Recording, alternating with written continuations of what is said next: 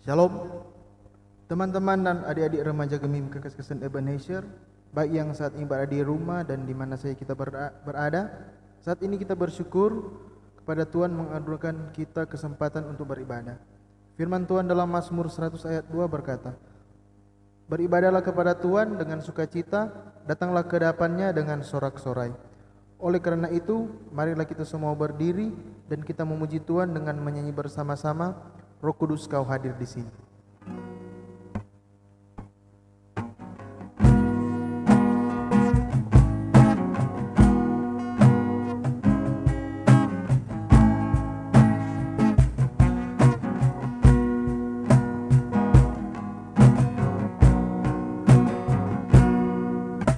Roh Kudus, Kau hadir di sini.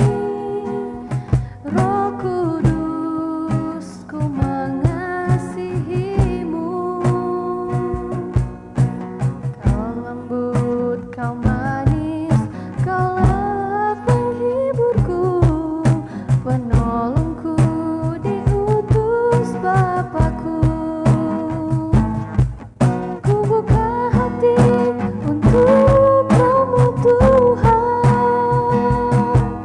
Ku buka hati menyembah-Mu Yesus. Jamahlah kami, penuhi kami dengan kuasa Allah Maha Tinggi. Tabisan dan salam. Ibadah persekutuan remaja Gemim Kekas Kristen Ebenezer di saat ini hanya boleh jadi dalam nama Bapa, Putra dan Roh Kudus. Amin. Kasih karunia dan damai sejahtera dari Allah Bapa kita dan dari Tuhan Yesus Kristus menyertai saudara-saudara. Amin. Mari kita berdoa. Tuhan Yesus, ini kami anak-anak-Mu, remaja Gemim Kekas Kristen Ebenezer, baik di sini, di rumah, bahkan di mana saja kami mengikuti ibadah live streaming saat ini. Kami mohon agar Engkau memberkati pada jalannya ibadah saat ini dari awal, pertengahan, hingga akhir ibadah. Biarlah hanya nama-Mu yang dimuliakan dan diagungkan dalam jalannya ibadah kami ini. Serta Tuhan Yesus, biarlah Roh Kudus yang memimpin kami untuk menjalankan ibadah sesuai dengan keinginan dan kehendak-Mu. Terima kasih Tuhan untuk penyertaan dan berkat-Mu selama berlangsungnya ibadah kami ini. Haleluya, amin. Dipersilakan duduk kembali. Kita menyanyi bersama-sama Bagai Raja Wali.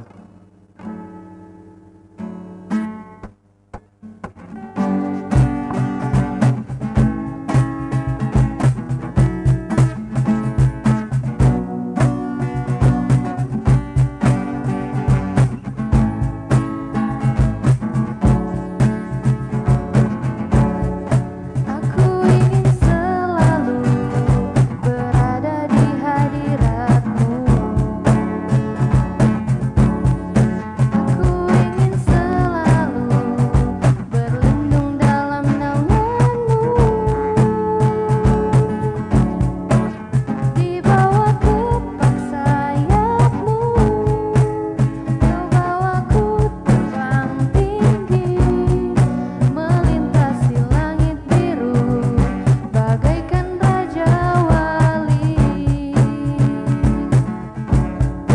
Bagai Raja Wali, melintasi gunung tinggi.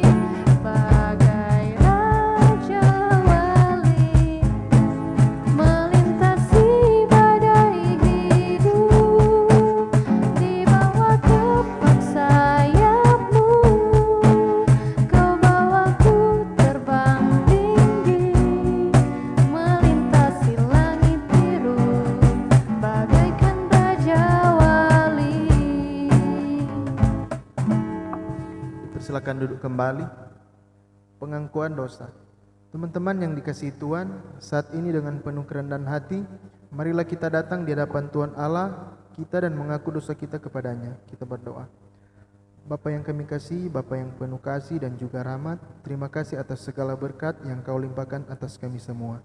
Ya Tuhan, pada kesempatan hari ini kami datang ke hadirat-Mu bukan karena kuat dan hebat kami Tuhan, namun itu semua karena kasih dan penyertaan yang Kau limpahkan atas kami. Ya Tuhan, kami sadar sebagai anak-anak-Mu, kami selalu melakukan perbuatan yang menyimpang dari jalan-Mu, yang benar bahkan berulang kali kami melakukan kesalahan dan dosa yang sama. Ampuni kami, layakkanlah dan ubahlah hidup kami ya Tuhan, dengarlah doa kami, ya Bapa, dalam nama Yesus kami telah berdoa. Amin. Kita menyanyi bersama-sama mengampuni.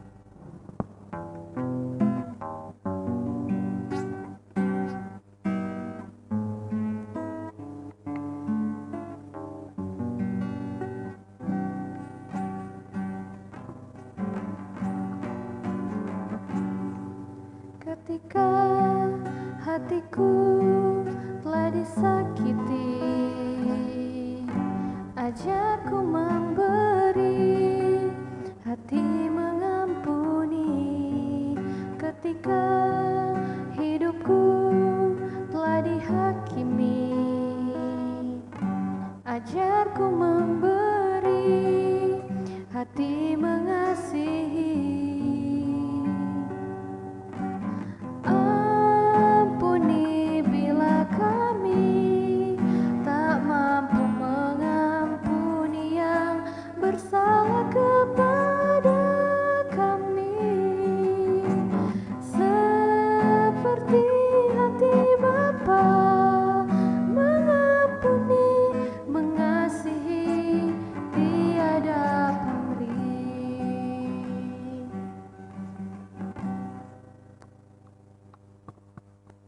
Berita anugerah Allah. Saudara-saudaraku, firman Tuhan dalam 1 Yohanes 1 ayat 8 sampai dengan 9 berkata, jika kita berkata bahwa kita tidak berdosa, maka kita menipu diri kita sendiri dan kebenaran tidak ada di dalam kita. Jika kita mengaku dosa kita, maka Ia adalah setia dan adil, sehingga Ia akan mengampuni segala dosa kita dan menyucikan kita dari segala kejahatan. Dihapuskan dosaku.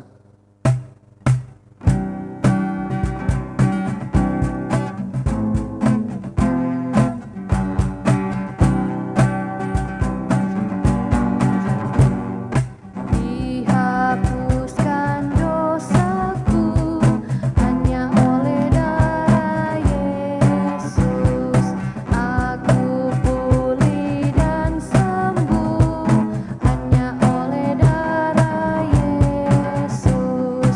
Oh darah Tuhanku, sumber pembasuhku, sucilah diri hanya oleh darah Yesus. Sebelum kita masuk dalam pelayanan firman, mari kita berdoa. Tuhan Yesus, saat ini kami sudah siap untuk membaca dan merenungkan firman-Mu. Kiranya Tuhan membersihkan hati dan pikiran kami, agar hanya bisa tertuju dalam firman sebentar. Dalam nama Tuhan Yesus, amin. Saat ini kita akan membaca Alkitab yang terdapat dalam Kisah Para Rasul 17 ayat 1 sampai dengan 9. Sekali lagi, Kisah Para Rasul 17 ayat 1 sampai dengan 9. Keributan di Tesalonika. Paulus dan Silas mengambil jalan melalui Amfipolis dan Apolonia dan tiba-tiba di Tesalonika. Di situ ada sebuah rumah ibadat orang Yahudi. Seperti biasa Paulus masuk ke rumah ibadat itu. 3 hari Sabat berturut-turut ia membicarakan dengan mereka bagian-bagian dari kitab suci.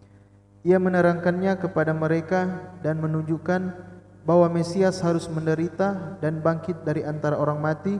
Lalu ia berkata, inilah Mesias, yaitu Yesus yang kuberitakan kepadamu.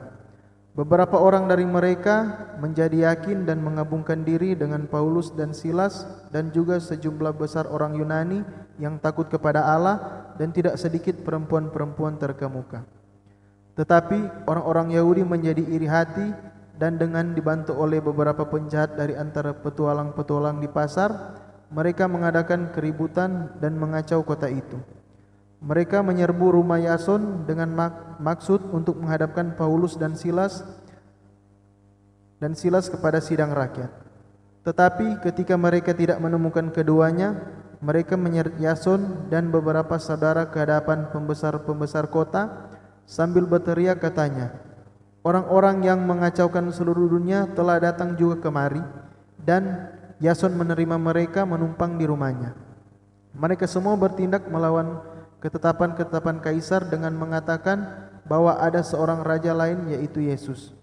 Ketika orang banyak dan pembesar-pembesar kota mendengar semuanya itu, mereka menjadi gelisah, tetapi mereka mendapat jaminan dari Yason dan dari saudara-saudara lain, mereka pun dilepaskan. Sampai di sana pembacaan Alkitab kita. Kita menyanyi bersama-sama firman Allah Jayalah.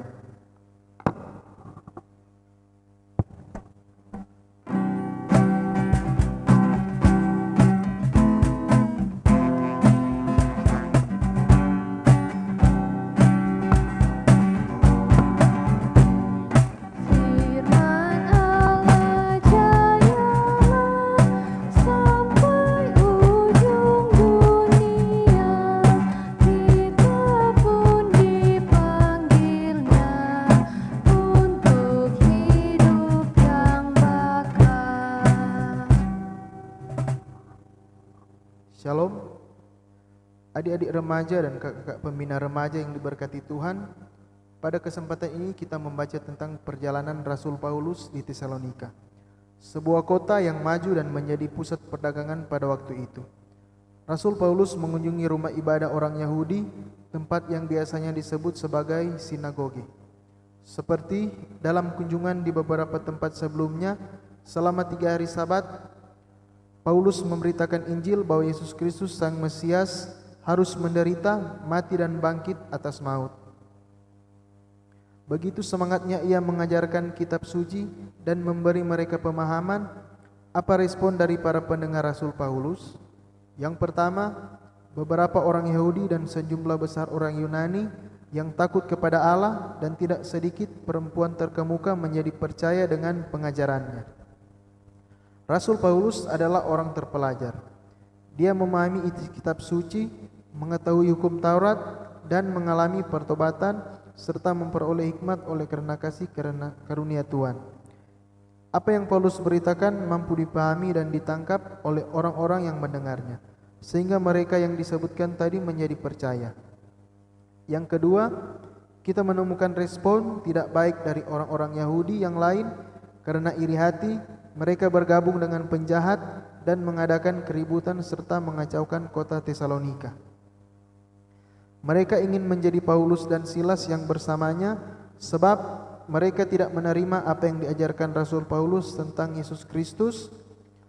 Mereka menghasut bahwa ada penentang ketetapan kaisar, bahkan menyeret Yason dan beberapa saudaranya yang menerima Paulus dan Silas menumpang di rumahnya.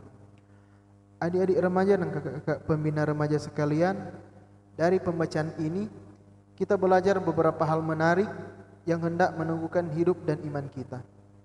Di mana-mana kita familiar mendengar kata demokrasi dan demonstrasi. Apa arti kedua kata ini? Secara sederhana, demokrasi berarti kekuasaan rakyat. Negara kita Indonesia yang sudah 75 tahun merdeka adalah negara yang menjunjung tinggi demokrasi. Hal demokrasi mengizinkan warga berpartisipasi dan memiliki hak dalam pengambilan keputusan untuk mengatur atau bahkan mengubah hidup. Sedangkan demonstrasi adalah salah satu bagian dari proses demokrasi, yakni menyampaikan gagasan atau pendapat di muka umum sesuai dengan etika dan norma yang berlaku sebagai hak kebebasan yang diatur dalam undang-undang.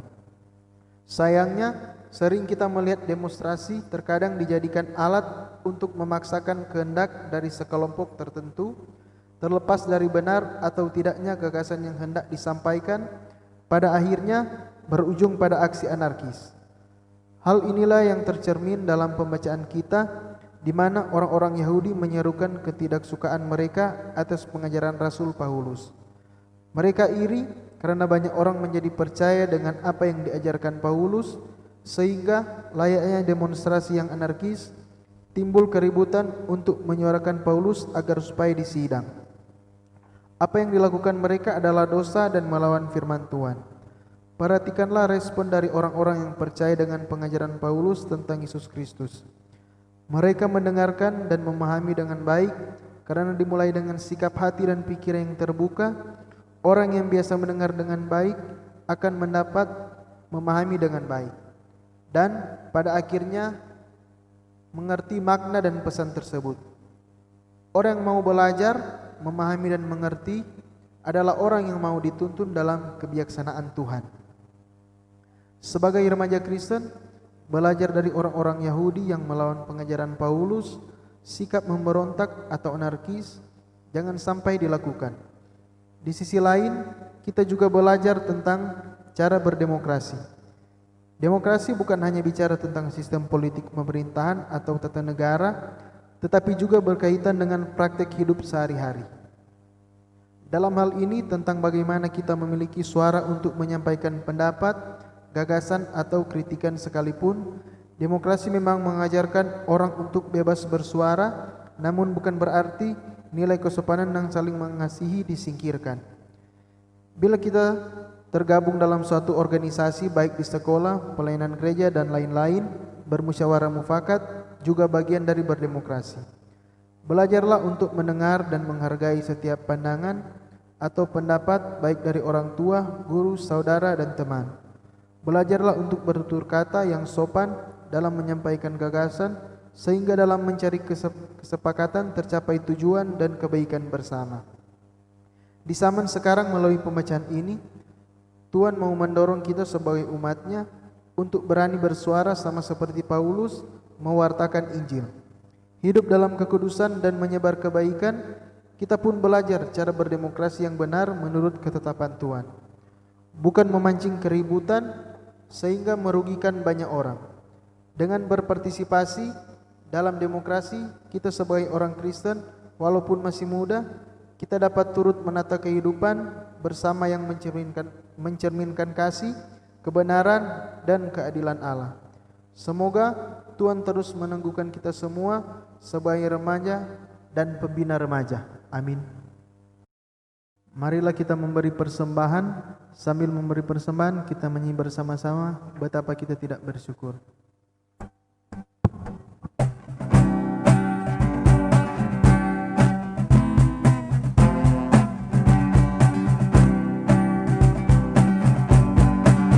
Betapa kita tidak bersyukur, bertanah air kaya dan subur, lautnya luas, gunungnya megah, menghijau padang, bukit dan lembah.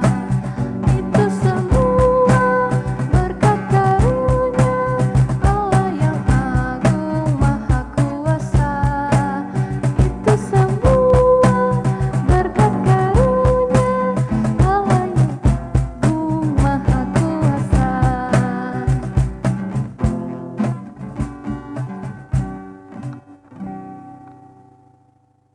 Mari kita berdoa. Tuhan Yesus, terima kasih untuk tuntunan-Mu dalam ibadah kami saat ini. Semoga apa yang telah kami baca dan dengarkan tadi, itu dapat menjadi pelita dan pedoman dalam kehidupan kami. Ajarkan kami untuk menjadi remaja-remaja Kristen yang selalu takut akan Tuhan dan nama Tuhanlah yang dimuliakan. Berkatilah persembahan yang telah kami berikan, semoga dapat terpakai dengan baik untuk kelancaran pelayanan-Mu di muka bumi ini. Kami berdoa untuk Kompelka Remaja Jemaat Gemim Kekasih Ebenezer, mulai dari komisi-komisi yang ada dan pimpinan kelompok, serta semua anggota remaja. Tuhan berkati setiap program dan rencana kami. Kiranya semua dapat berjalan dengan baik dan sesuai dengan kehendak-Mu. Bagi bangsa dan negara ini Tuhan, kiranya dijauhkan kami dari mara bahaya dan kekacauan, meski di saat ini Tuhan bangsa kami dilanda wabah virus corona. Namun kami percaya hanya Tuhan yang akan melindungi bangsa ini. Karena kami tahu hanya kuasa Tuhan saja yang lebih besar dari virus ini. Tuhan juga mampukan pemerintah, tim medis dan semua kami, masyarakat dalam menghadapi wabah ini, agar wabah ini cepat berlalu. Bagi fakir miskin, janda duda, kiranya Tuhan selalu menjadi teman setia bagi mereka. Tuhan, berkati juga kami semua remaja Jemaat Gemim Kekasih Ebenezer. Kami memiliki latar belakang yang berbeda-beda. Kiranya Tuhan saja yang selalu memberikan kami kesehatan, kekuatan, kebijaksanaan dalam menjalani hidup kami sebagai anak muda Kristen. Tuhan Yesus, seluruh kehidupan kami hanya mau serahkan ke dalam tangan-Mu yang penuh kasih. Ini dan permohonan kami Tuhan Yesus, Dan kami akan menyempurnakan doa kami dengan doa Bapa kami yang akan kami ucapkan secara bersama-sama. Bapa kami yang di surga, dikuduskanlah namamu, datanglah kerajaanmu, jadilah kehendakmu seperti surga. Berikanlah kami pada hari ini makanan kami yang secukupnya, dan ampuni dosa kami seperti kami juga mengampuni yang bersalah kepada kami. Dan jangan membawa kami ke pencobaan, tetapi lepaskan kami dari jahat. Karena Engkau lah yang punya kerajaan dan kuasa dan kemuliaan sampai selama-lamanya. Amin. Dijemput untuk bangkit berdiri. Kita menyanyi bersama-sama, Allah itu baik.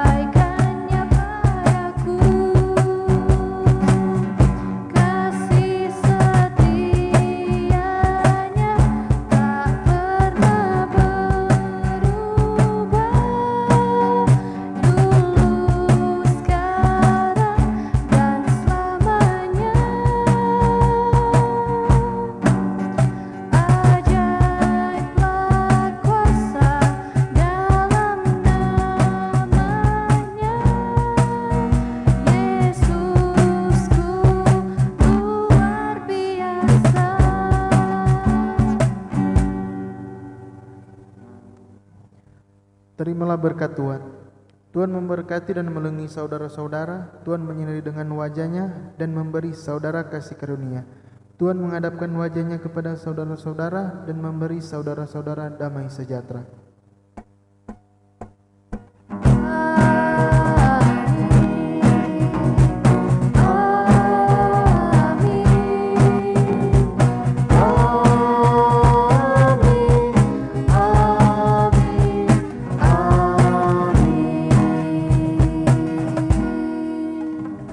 Baiklah, ibadah kita telah selesai. Dipersilakan duduk kembali. Tuhan Yesus memberkati.